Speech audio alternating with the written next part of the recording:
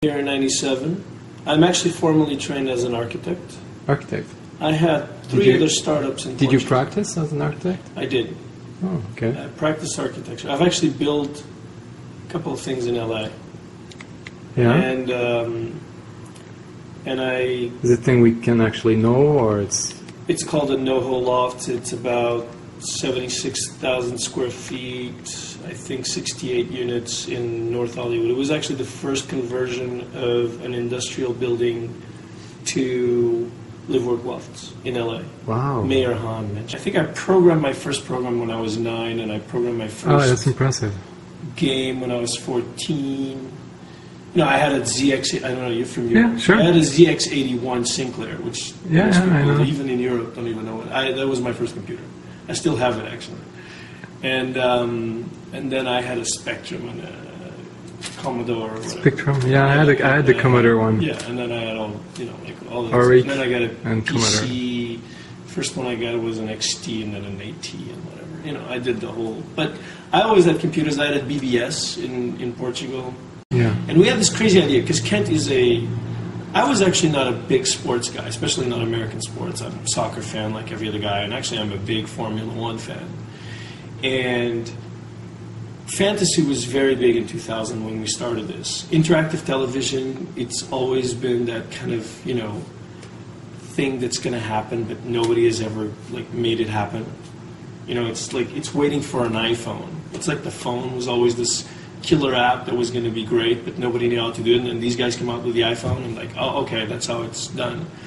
In a way, it's like interactive television for me. It's been the same way. It's always this promised, amazing product, but never happens. And we always thought an ideal product for interactive television would be sports, because you're watching sports, and you want to know what's happening. You want more data, but you also want to, Usually, sports fans are very involved about their opinions on what's going to happen in the sport and whatever. So that's how klicksports started. So you were telling me about the team you're putting together. So you have a partner for klicksports? I have a partner. So Kent and I met. We had this crazy idea of doing real-time play-along games with sports, and actually the patent was filed with any game in mind. So the patent was basically, the concept is you can abstract any time-based game that has a start and a stop, and measurable events in between. You can basically abstract any game into that kind of conceptual model.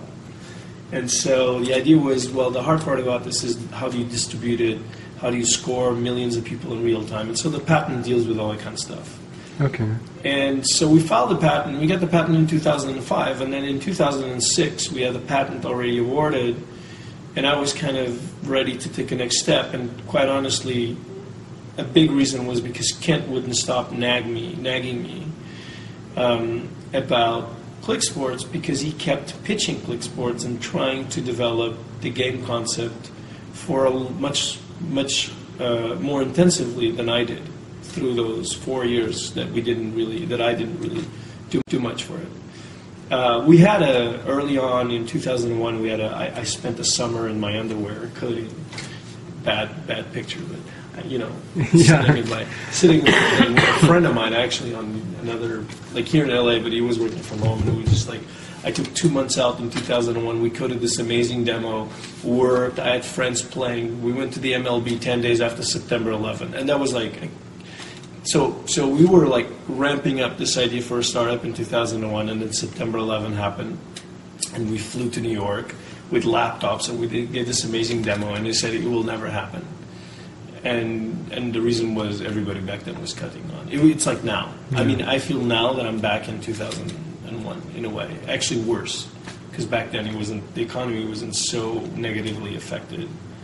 But it was kind of like now. It's you talk to clients, they like what you have, but they say it's not going to happen.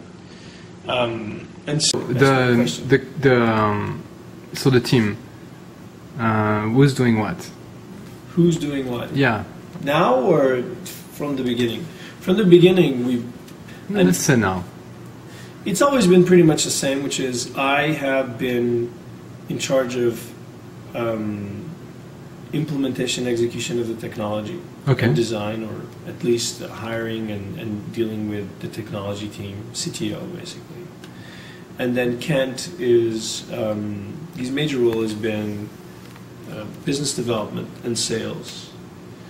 And I think that where we meet is at the product development. And so Kent brings in, because he used to be an NFL player,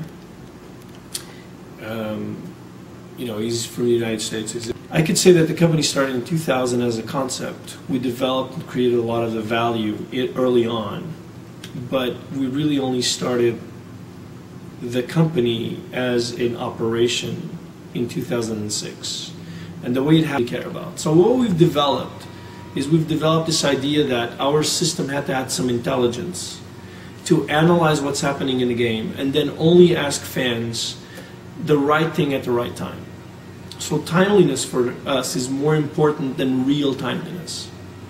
So what happens is, if Kobe Bryant is about to break his record, and usually his record is amazing, if he's about to break a record, as a fan, whether you're watching the game or not, you want to know that. You want to know that, and you're probably going to say, he's never going to make it. It's the middle of the third half, whatever, the third quarter.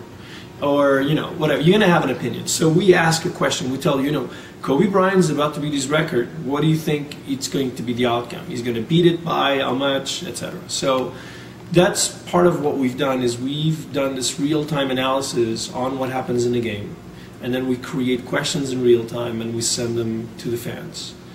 But the value to the user as far as the game content we offer is that it's directly connected to an event that they're watching and that they care about. And like I told you, I've got fans that play every single game. And we did trials, like we did games in Hawaii, and for a whole season, people who joined through a radio ad played 12 weeks in a row. They played every single college game with the University of Hawaii. Go the optimist way. The optimist way. I think that klicksports will eventually be a prime media platform for interactivity, in a sense that I think we'll be doing real live games with live broadcasts. We'll be doing... Who's going to buy it? Who's going to buy it? Yeah, users don't pay for the service. Who's going to pay for it? Well, advertisers. Now our sponsorship model was always initially advertising. We have a television model or a sports model, right? So what will make that you're taking off? What will tell you, okay, this project now is taking off, it's gone? Distribution. We need to keep doing what we've been doing, but we need to partner more with companies like FanDrive Media, who are doing the Dodger Stadium games now, and they have about 50 college teams that they do in-venue promotions for, and they have another 50 pro teams. They do the Lakers, they do the Clippers, they do a bunch of other teams in venue. So it's distribution basically. It's getting in front of the fence, because we know. So now at every Dodger stadium, between 200 and 600 people play every game. Okay. And they're not even offering a prize. This is just like you play along with the Dodgers and win points.